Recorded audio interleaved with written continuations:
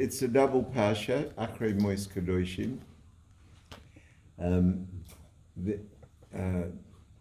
The mother-in-law jokes in Israel is that after the mother-in-law dies, you can't say anything bad about her anymore because ACHAREL-KEDOSHIM. ACHAREL means after the death, one is holy, so you can't defame her anymore. So there are some choices. We can do some learning on ACHAREL, we can do some learning on Kedoshim. The Rebbe explains that when sedras are combined like this, the combination itself has its own meaning. So some years there are sikhs on which combine both sedras. This year, the sikha I'm going to do with you really is a hemshik to what we learned last week, a continuation of what we learned last week.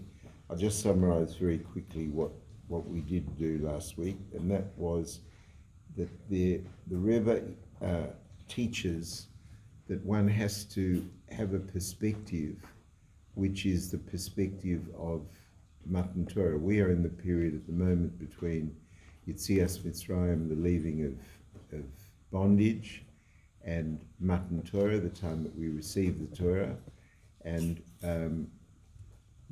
in those 7 weeks, one has to sharpen one's focus on what Shavuos, which celebrates Matan Torah, is all about, and what that's all about is the combination of the physical into the spiritual and bringing the spiritual into the physical. That's what we learned about last week in some detail. And now this Parsha ACHAREL tells the story of it's actually one of the strangest stories in Torah. It's freakily difficult to understand at some levels. 2 of the 4 sons of Aaron HaKohen, the brother of Moshe Rabbeinu. I'll read you the opening words of the Sedra. Vayidaber Hashem el Moshe. Hashem spoke to Moshe.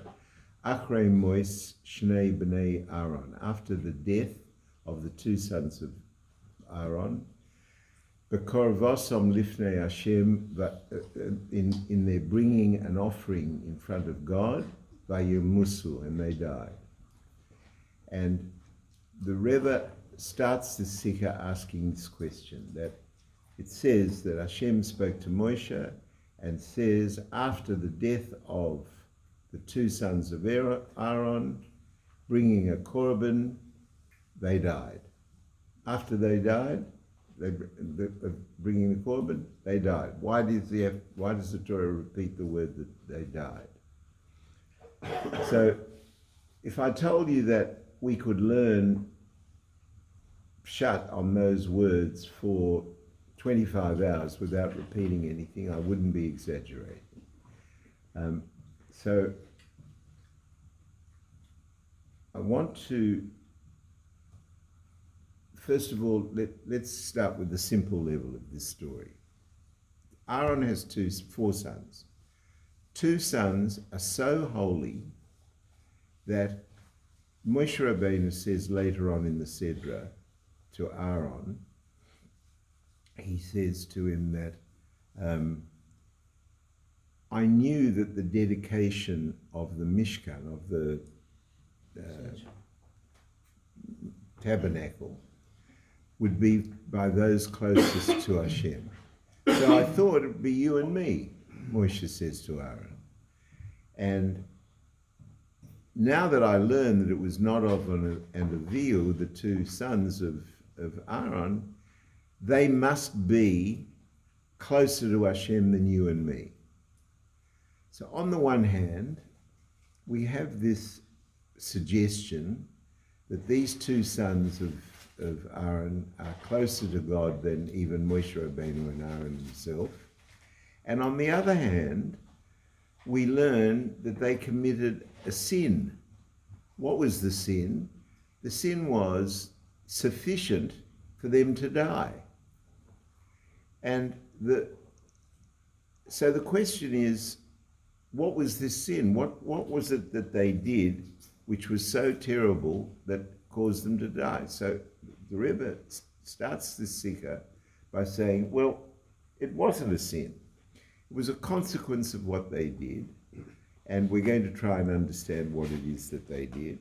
And first of all, the Rebbe disposes of a lot of common explanations. So one explanation is that they went in drunk, right? That they were inebriated, and that they went into the ACHAREL-KEDOSHIM, which they're forbidden to do, and not only did they go to the ACHAREL-KEDOSHIM, but they went in drunk. So I won't spend time on each and every one of these arguments and the proofs one way and the other, just accept the conclusions. The Rebbe explains that the word inebriated doesn't mean drunk on alcohol, it means they were drunk on God.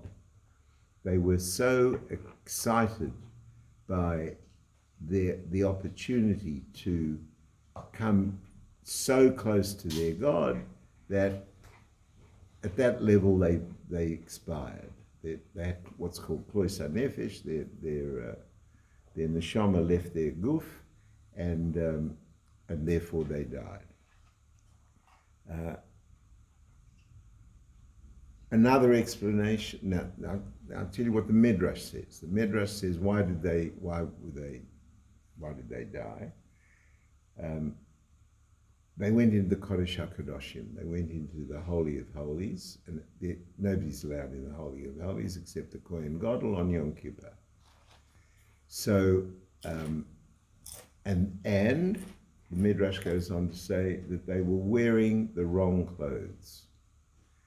They were wearing the wrong garments. And there's a whole backwards and forwards on that. I'm just telling you the simple pshat so that we can get on with the sikha. The Rebbe explains that these garments are deep code. This is a very deep sedra. I've got to tell you that none of this is easy. But the garments are very deep code, because we learn that the neshama, the soul, has 10 koiches, 10 powers, and they are hardwired, born with those 10 koiches. And for every person, for every guf, there is a different neshama with 10 different levels of emotion and intellect. So 10 different levels of what are called koiches nefesh. And those koiches nefesh, those levels are 3 intellectual and 7 emotional. And you are born with those. And we learn in a different place, in a different maimah from the Rebbe on levushim, on garments, that most people cannot change that hard wiring. Tzaddikim can, but ordinary people can't. Even Balchuvas can't. Even a Beinani can't. So if you're born stingy, you're going to stay stingy all your life. Now, does that mean that you have to not give tzedakah, and it means that you're hardwired to be stingy and you've got a job to overcome that? What's the overcoming? The overcoming is by changing your garments. What are the garments? Machshava, dibur, and maisa, thought, speech, and action. Every soul, in every guf, in every body, has thought, speech, and action as garments. Thought is the singlet, speech is the shirt, and action is the overcoat. It's easiest to change the overcoat, it's easiest to change action, it's harder to change speech, and very difficult to change thought. But that is actually the role, one of the roles of a person for the 60, 70, 120 years that he's alive. That you tell me most people don't know that that's their role in life. That's a tragedy. That's why the Rebbe said shluchim all over the world to try and get them to understand it. But we learn that the levushim, the garments that you are born with, are not hardwired. They are available to be changed according to your rotzen, according to your will. And we have a saying that nothing stands in the way of Ratzon. Nothing. And when people tell you I couldn't help it, don't believe them. And when people tell you that they just couldn't, they fell in love, it's not an answer. Ratzon rules the levushim that you have. So why were they wearing the wrong garments? Their levushim were wrong. That's the simple answer to that. The third explanation in the Midrash is they had no children. They weren't married and they had no children. What's wrong with having no children? It explains the first mitzvah is peru veru, to be fruitful and multiply. And what does it mean to be fruitful and multiply? You know Aleph Beis, teach another Jew Aleph. You know Aleph Beis Gimel, teach another Jew Aleph Beis. A Jew has an obligation to inspire his friend to be a better Jew. And having no children is code for the fact that their focus was internal, not external. Their focus was not doing anything for anybody else. Their focus was gratifying some spiritual level, very lofty, so lofty that it was even more lofty than Moshe Rabbeinu and Aaron HaKohen, but still they had no children. That's what the Midrash means by that. Finally, the Midrash says, and they weren't married. So clearly if they had no children, they wouldn't be married, but in Jewish law. But what's the problem of not being married? So when Hashem creates Hava in the first of the Sedras in Bereshis, it says that Hashem created Hava as a Ezer Kenegdoi, as a helper opposite him. What does it mean, a helper opposite him? Rashi explains, if he's Zoicha, she's a helper. If he merits it, she's a helper. If he doesn't merit it, then she's against him. And a man needs that. A man needs a woman to help him when he's Zoicha and to be against him when he doesn't merit it. And that wife is precious also for another reason, that if, and the Rebbe says this in a Sikha in volume 3 of Likkutei Sikhas, he explains that if a man thinks that he should spend an extra hour that he wants to spend learning, that he should run to the business because he's going to lose money because he's not learning and he should be in the business, he needs a wife to tell him that he doesn't know what he's talking about. And the brachas for money come from Hashem, and for a Jew to get the brachas of parnasa, health and nakas from children, you don't beat yourself up at a physical level. You increase your spiritual focus. So if a man is ready to learn, but he thinks he has to run to work instead, he needs a wife to explain to him that he should sit and learn the extra hour.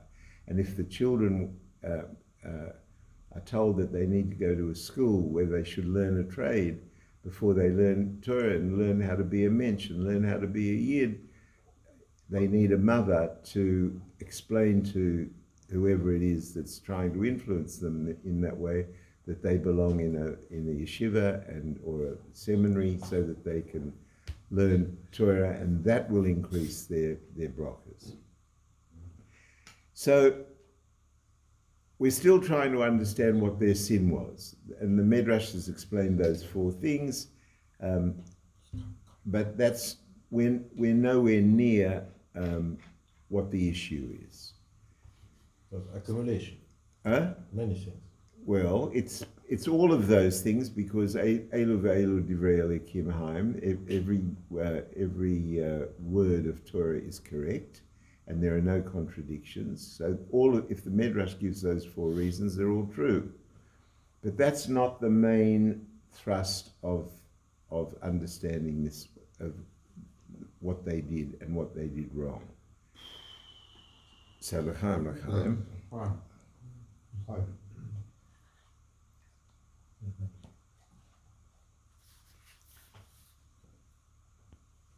So let's talk about the explanation they brought strange fire and without permission, and that they were drunk, they were inebriated.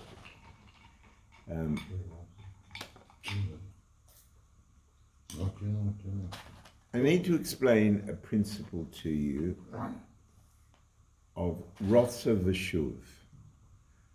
Rotza Veshuv is a spiritual energy, and like many spiritual energies that we learn, you're not going to be able to measure it scientifically, that's the wrong word. You're not going to be able to measure it in terms of gashmis, in terms of physicality, because it isn't a physical thing, it's a spiritual force.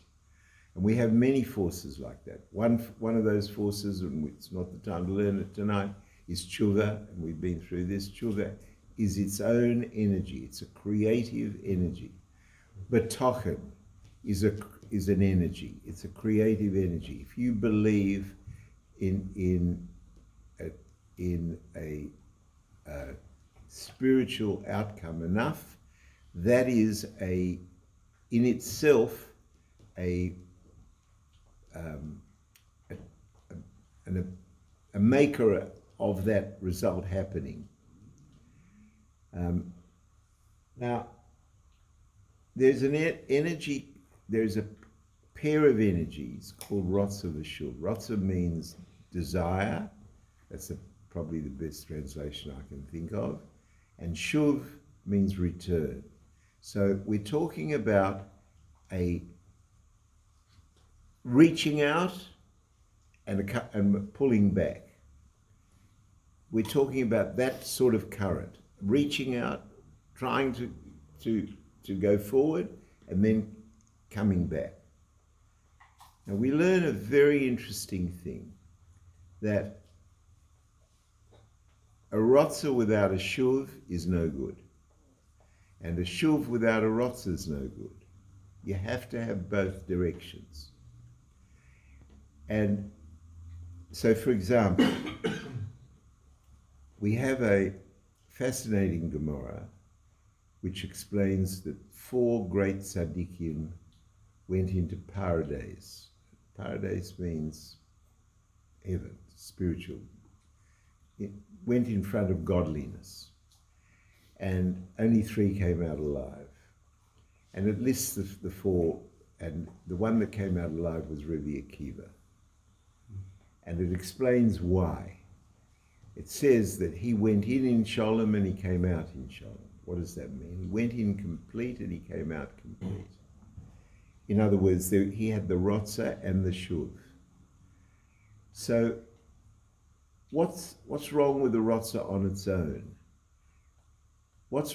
That is really the problem with Nadav and Avihu, the 2 boys who died. That they had a rotza without a shuv. So what does that mean? It means that they were hungry for revealed godliness. Nothing wrong with that.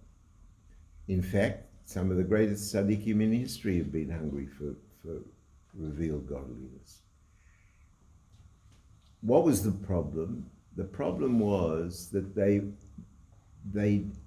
went looking for this revealed godliness so passionately, with such sincerity and such betochen, that they found it.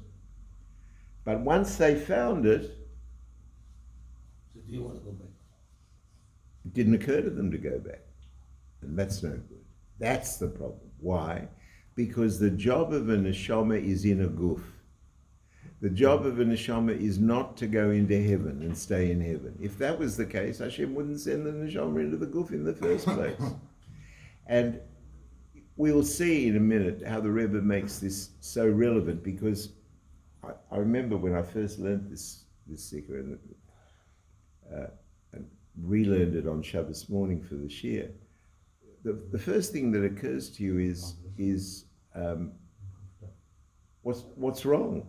I mean, if a person is so elevated that he gets to greet revealed godliness,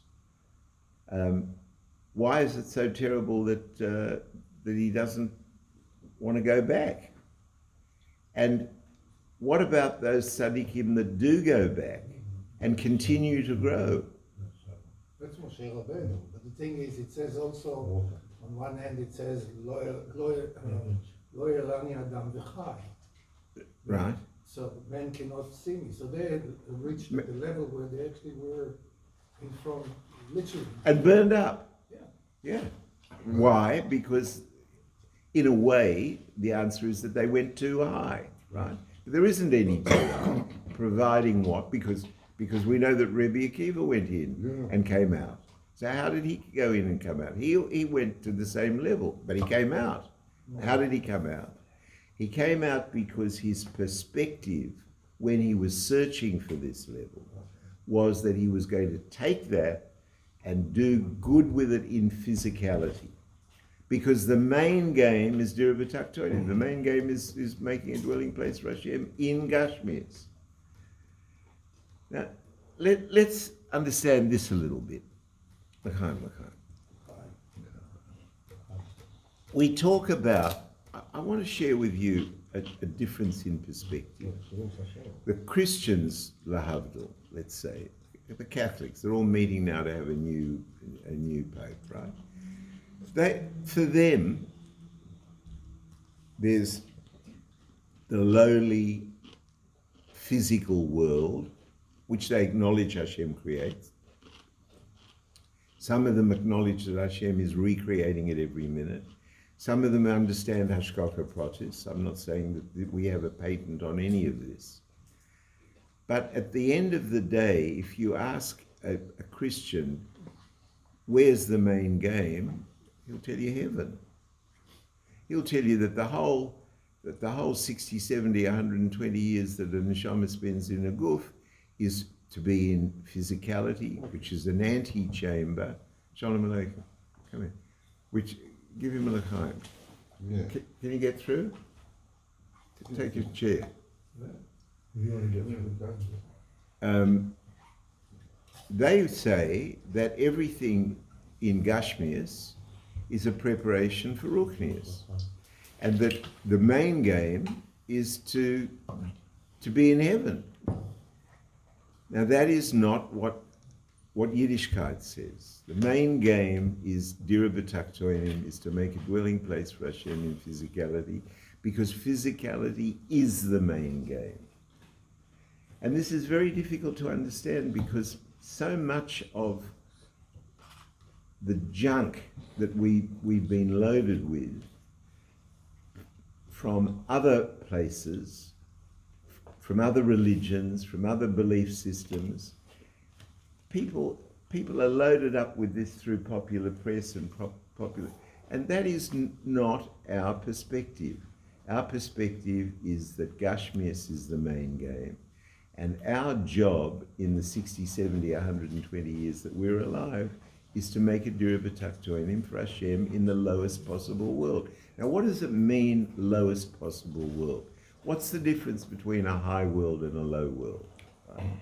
So we learn that a high world is the description given to where you have revealed godliness. The more godliness is revealed, the more begiloi it is, the higher that world is. The lower the world is, the less giloi there is. So we have four worlds. We've been through this many times. I'll give you a simple, childish example to understand it. We have Atzilus, Bria, Yetzira, Asiya. Those four worlds are one lower than the other. What does it mean, lower? It means that there's a smaller Giloi Elokis in each of those levels. So let's take a simple example. Atzilus is like, this is the example that I was taught 100 years ago, and I still haven't heard a better one. Let's pretend that you want to build a house. You want to build yourself a house. You need a house. So you decide that you want to have a house, and you picture the house that you want. And I want to ask you, is there any house here? There's no house. Can you say that there's nothing yet? You can't say there's nothing yet because you've pictured the house. There has been a change, but the house doesn't exist. The house is still part of the original thought process. Then you go to a builder and you employ the builder to make you up a set of drawings. And he makes you a set of plans. And now something exists that's tangible, not just your thought. There is a set of plans. Is there a house yet? There's still not a house, but there's something tangible. There's something more substantial, more gashmiistic than there was a minute ago. Then you employ a builder, and he puts up the frame of the house and the structure of the house, and now you have something really in Gashmias. So, but then you get to the final level, which we call out of those 4 levels is the finishes. So you now bring in the electrician to make the PowerPoints and the light fittings and what went wrong was this, that you have this group of tradesmen and they look at the plans, and the plan is to run a wire from there to there to give you this PowerPoint. And he says, I don't need to do that. I can take a shortcut around here, and I can do something different with the light, so I can do something with that. And he messes up the finishes. So you need to call in somebody to fix the finishes. That's called tikkun olam. Each of those levels is more, as you go up from the finishes to the structure, to the plans, to the thought process, each one of those 4 is more remote. There's more of you and less of Gashmias in the top level and so on down. So we learn like this, that when we talk about a world being low, the lowest of all 4 worlds, which is Olam Hazeh, Gashmias, we are talking about the least level of Gilui Elokus. In this level of Gashmias, Hashem is completely hidden behind the curtain of nature. He's revealed in Shem Elokim. We can't get to see him, touch him. Impossible. In that state, on Matan Torah, we are given the job of taking this Gashmias, which hides Hashem completely. There's no Gilui Elokus in this level. And our job is to convert that Gashmias into somewhere where there is shining, open godliness. That's when we have Mashiach. So that process is a process of elevation of Gashmias. So what's important is the Gashmias. So when a Roman Catholic Pope says that the main game is heaven, that's not our belief system. We don't believe that, L'Havdil. We believe that our job is to work with Gashmias, and Gashmias is precious and genius to reveal godliness in Gashmias. And only a Yid can do it. And he can only do it by learning Torah and doing mitzvahs. And he can only do it by a skafia and a skapka, where he says no, where he runs his life according to the Ratzon of learning Torah and doing mitzvahs. And one by one mitzvah at a time, one piece of Torah at a time, he is increasing the availability of and the degree of revelation of godliness. So which one is the Ratzon and Tov? Coming. Patient. I have to get to it. In order to explain it, I have to take you to that. So let's do it now. So what did Nodov and Avihu do wrong? They had a rotza without a shul. What does that mean, a rotza without a shul? They wanted the the blinding pleasure and gratification and spiritual ecstasy of godliness, but they didn't understand that the job is to make a dira b'taktoinim. That's not the game. The game is not to be in heaven. The game is to be here in earth. And when it says that Rabbi Akiva went to Pardes and he went in Sholem and came out Sholem, it means that he understood. He did wanted the same thing as Nodav and Avihu. But he understood that when you have the revelation of godliness, when you get to Atzilus, if you're able to get to Atzilus, you're only there for one reason, and that is to bring that down in.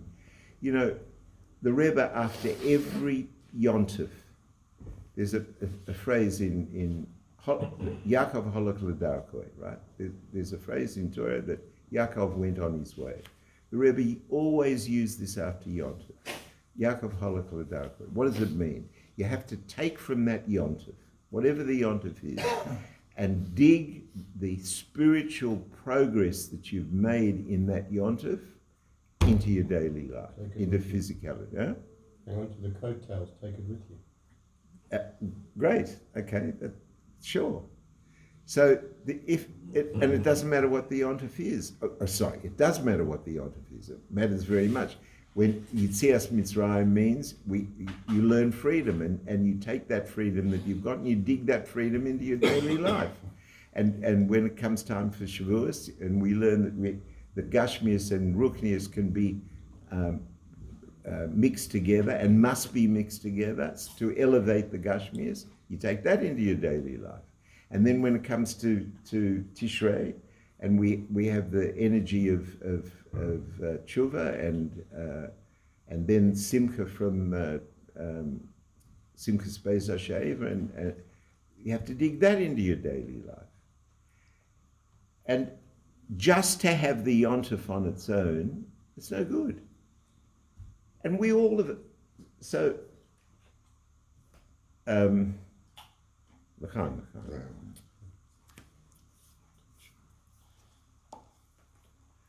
okay, so I want to go through with you. Let me elaborate on that because of your question about the Rotzra and the Shuv, right? We have a very difficult thing to rationalize. We have a pasuk, Kol Yisrael Yesh Lachem Helek Lo'elam Haba. All Jews have a portion in the world to come. This is a bit of a sidetrack, but we need it for where we're going. What's difficult with that pasuk? Gan Eden is Olam Haba, right? And we learn that Gan Eden is schar, is a reward. So, if you're Zoicha, you get Gan Eden. If you're not Zoicha, what then? If you don't get Gan Eden. If you don't get Gan Eden, what happened to Kol Yisrael Yesh Lachem Helek Lo'elam Haba? So the Rebbe explains, not a problem. When we talk about schar and Gan Eden, you're talking about one level of Olam Haba. But there's another level of Olam Haba, which is Tchias HaMeisim. And Tchias HaMeisim comes after Gan Eden, not before. So let's just do a child's guide to the Neshama. The Neshama comes into the Guf for 60, 70, 120 years. He learns Torah and does mitzvahs. He has to keep 613 mitzvahs. He keeps 427, or in our day you keep 80, 90, because we don't have a Beis HaMikdash, we don't have a king. You're not a woman, I'm not a woman, so there are limited number of mitzvahs that you keep. Let's say that there's 90 available, and you keep 60. So the 60 that you keep, the neshama goes to Gan Eden, and the 30 that he hasn't kept comes off and has another Gilgal, and has another set of opportunities in order to do those. When Mashiach comes and we have Tchias HaMesim, all the neshamas in all their Gilgulim will have Tchias HaMesim. And when they have Tchias HaMesim, what is the main game? The main game is Gashmias. It's physicality. It's neshamas begufim. So the real main game for a Jew is Olam Hazeh and daily life. And daily life in such a way that you have a daily life that you slowly but surely become proud of. And you're dedicated to serving your God in Gashmis, with the Ruknias that you learn, with the mitzvahs that you do because you do it out of a duty, because we're told to do the mitzvah. You're told to put on film, you put on film. What's the argument? You want to learn about the secrets of tefillin and how the power of your arm and your brain serving Hashem. Beautiful, beautiful. But if you don't put on the tefillin, you haven't had the mitzvah. So the main game is Gashmias, and the main game is to bring that Ruchnias into your and my daily life. And that can be a very difficult perspective, because we're fooled. You get up in the morning and the kettle boils and the kids call and the phone rings and you go to business and this goes wrong and that goes wrong, and you think you've got all these random batterings by your daily life. They're not random batterings. They're exact hashgacha pratis, which are designed to give you total, all the challenges that your neshama in your guf, in this Gilgul need for your personal greatness, and each person has exactly the koiches that he needs to be able to deal with it. And if somebody says, I couldn't deal with it, don't believe it.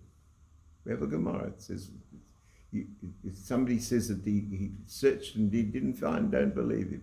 If somebody says he searched and he found, believe him. We are exactly equipped to deal with exactly the nisyonis we have. Now, if you want to know what your tests are? Very simple. Have a look at your life. Your tests are your tests, my tests are my tests. They're completely different. They have nothing to do with one another. We are not in competition. We're not, you have your life and scorecard, I have my life and scorecard. What do we have in common? We have in common that we are both shluchim of Hashem to bring Ruknias into Gashmias and make a dira b'taktoin. And to do that, the Rotza on its own is treif. Is that an answer to your question? You understand? Yeah, it's in a way din without chesed. Why is it din without chesed? Because You can have if chesed. there's nothing that limits what you actually kind of... There should be gevura with it. Yeah, so you have in one side gevura, and if you don't have chesed, then there's no way to stop it. Good. But the point about this exercise and this explanation with Nodov and Avihu is they weren't drunk on alcohol. Levushim, the garments that they had, that the Midrash says, were the wrong garments. Why were they the wrong garments? Because they didn't have the focus of Yaakov Holok Ladarkoi, and that they should, after the Yontif, they have to take what they got and dig it into for them. And it shouldn't be for just their benefit. What's the whole point? What's the difference between Kedusha and you want to test if your reactions are Kodesh or not? I'll tell you, there's a very simple test. Who are you thinking about? Are you thinking about you, or are you thinking about someone else? You're thinking about somebody else, it's a good bet that what you're doing is Kodesh. I'm talking about their welfare. If your kindness is to somebody else, if your kindness is to you, what are you? A narcissist. You're just an animal. That's what an animal does. Gratifies himself and runs away from danger and pain. So for us, the focus has to be that the Kodesh focus is on other people, but it is to include them in the process of making the Dira B'Taktoinim, helping it. And when the Midrash says that they didn't have children, there was no pruvaru, it means that they haven't made another yid. They haven't gone and sat down and learned Torah and done mitzvahs and helped him put on film. Why do you think the Rebbe sent the Bochrim into the streets? And when you should have, I was alive then, you should have heard the outcry in those days. You probably weren't alive. That when the kids started to go out, the Gedolei Yisrael in some of the Gedolei Yisrael in Israel were screaming about how can you ask a stranger to put on film? He doesn't even know what it is. He doesn't know what. And the Rebbe said, it doesn't matter that he doesn't know what it is. Get him to put on film. Let him have the mitzvah. Well, when did that happen? Oh, that was in the 70s, early 70s. No, 60s. About nearly 30 years ago, 80 years ago. It was a long time. No, not 80. I'm 80. 55. 40. Anyway, the maths is not important. That was one of the early Miftzah campaigns of the Rebbe. Film. And still, I mean, I have two sons-in-law who travel when they travel, they take the film with them and they go on the plane and they put film on people. That happened to me in San Francisco. There you are. I was just going from San Francisco to Lake Okay. So, now, bottom line though, what about you and me? There's no Beis HaMikdash. There's, what sort of a rotza do you have? What sort of a rotza do I have? We're ordinary people. We're not Nodav and Avil. We're not tzaddikim. We have to work for a living. The challenges of everyday life are very real. Sure, if you learn the Rebbe's Chassidus, you learn to have a perspective that includes the Hashgacha Pratis so that you know that the Nisyonis that you're having are for you and you have the koyach to deal with it. We get that. But at the end of the day, what's your and my rotza? So the Rebbe explains this. He says, we all have times when our focus is more spiritual than not. All of us. Shabbos, some Shabbosim, Yontov, some Yontov, some Yontovs. I'll tell you three of the deepest words that for my wife, for example. She likes to stay home. We've just come back from South Africa for this Pesach program. It was beautiful. We were with all the children, but she likes to be at home. And I've got to the age where I also like to be at home, So every day we say Ashrei Yoshvei Veisecha, and when we say it, happy is that person who lives in his house. We don't pay any attention to the words. So one Shabbos or one Mincha or one Shachris, you'll read those words and all of a sudden the penny will drop. And I agree, I get it. I feel the same way. So there's Shabbos, there's Yontov. What about when you marry off a daughter and you're standing under the chuppah with your daughter? That's a spiritual experience. Or you bris your son or your grandson, or you're the sandik for your grandson. These are spiritual moments, right? So there are two results possible. You can drink it up yourself.